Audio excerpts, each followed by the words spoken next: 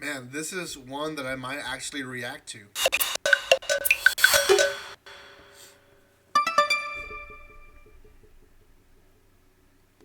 Good morning and welcome back to my. Well, I shouldn't say good morning because I do have an international group of people that watch my videos, so it could be good night for you guys. So, good whatever it is for you guys, and welcome back to my channel.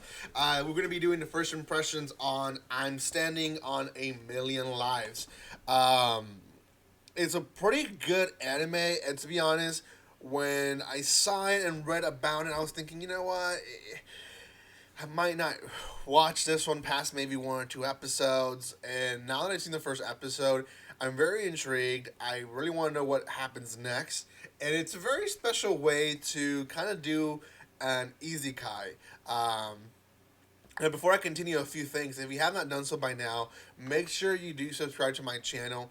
I will have another giveaway on October 15th, and I will also be doing a few more other stuff other than first impressions throughout the week as well. So don't think this whole week is only first impressions.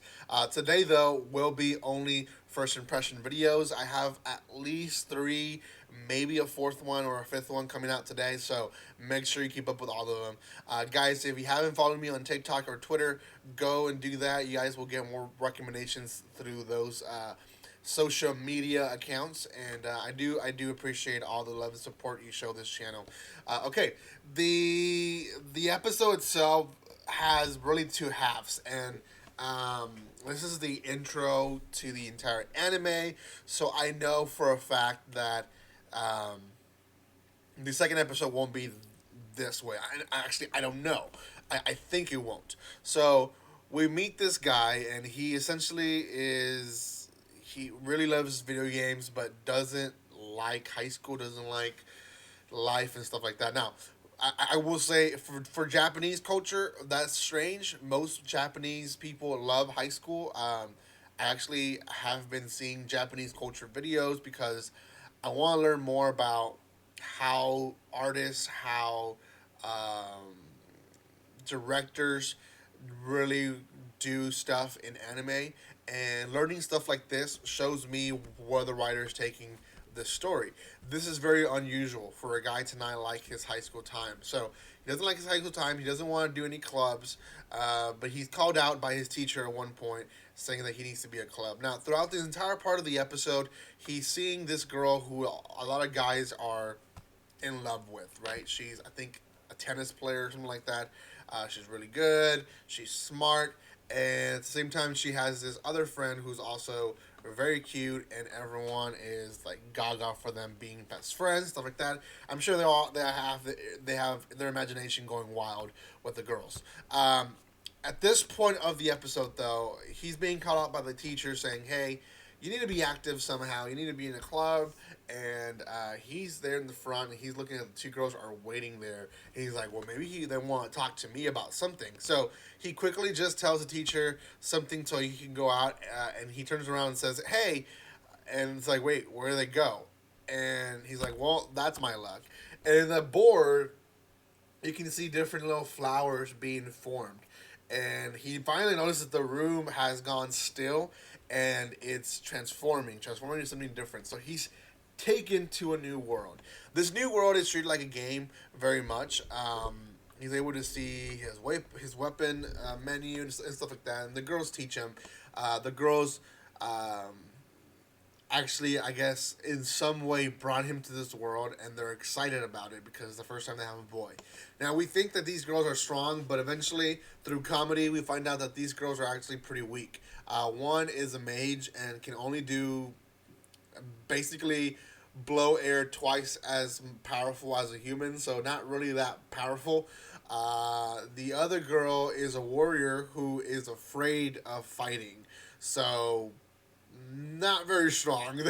They were excited to get another character because the other character would mean that they would get stronger. But he ends up being, by the game creators, giving him the role of a farmer. Not the best role. He doesn't have the best weapons, and he ends up finding out that goblins, even the most simplest of beasts, can even defeat him. And they actually end up killing him. Now, he finds out from this that he can actually revive in 30 seconds, as long as his other teammates are still alive. So he revives and he finds out ways to basically kill these goblins with essentially him attacking to the point where he dies, but he also kills a goblin with him. The girls are impressed with his technique, but explain to him that if all three of them die, then they will die in real life. So he's explained how they've survived because she has basically, or one of the girls has basically stayed alive and carried the other girl's dead body while they revive, right? So it's a not best plan they have, but a pretty good plan to survive at least in this world. Their mission is to go to a place, a village, and the village leader is going to tell them a mission. That's basically what their goal is. Um, we don't know if they can go back to the real world, but I'm going to assume they can because the girls were in the real world. So somehow they're able to log off and go back into the real world. But I don't know how that happens yet. I mean, I'm sure they probably explained it, but I wasn't paying attention, or I don't know. I really thought that it wasn't really clear if they can go back. But I'm going to assume they can because the girls have gone back. In all this, it's just fun. It's very lighthearted, and then it gets to a dark point. And this is what I loved about the anime, that it did really well about it. Very similar to Goblin Slayer, very similar to like The Promised Neverland. You have this kind of happy story going on for like 60% of the anime, and then it takes a dark turn. Now, there's another anime that I'll be giving my first impressions today that kind of did the same thing, but I like this one better.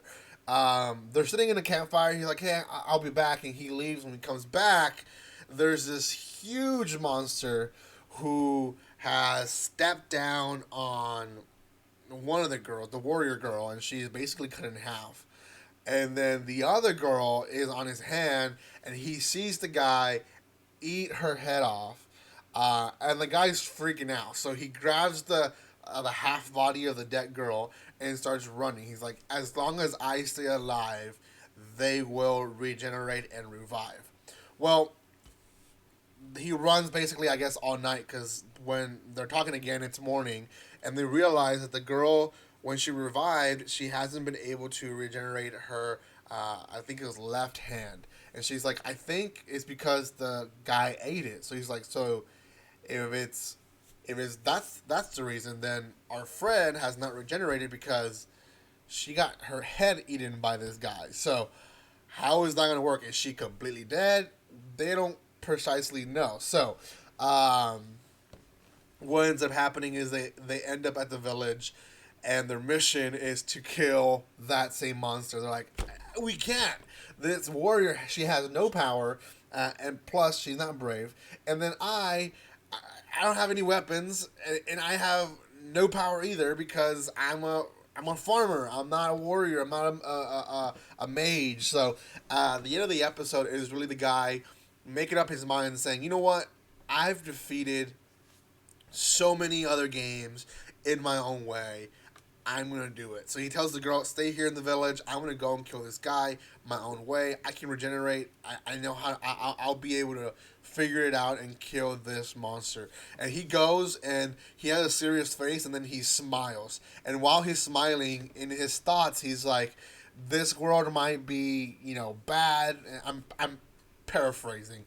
This world might be bad, but Tokyo is much worse. I'd rather be here than in that crappy city of Tokyo. And that's how the episode ends. This guy's basically going to psycho mode. He is enjoying the game for what it is and is going to figure out how to kill this goblin. Now,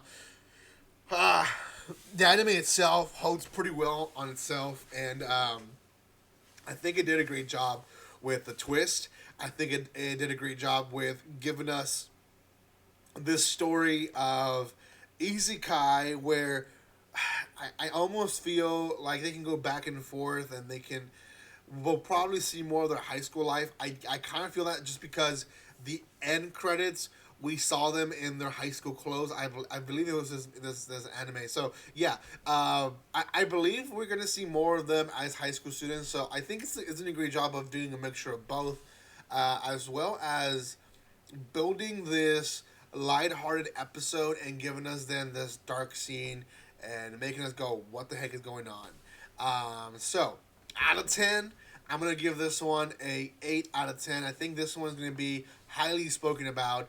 A lot of people are gonna want to watch it. I believe this is an anime that people will be watching, and I don't blame them. It's a great anime, and I think it's gonna do well. So thank you guys so much for watching this. If you have not done so by now, subscribe, comment, like, and share this video. Thank you for your love and support, guys. I'll see you on the next first impression video that I have ready for you guys today.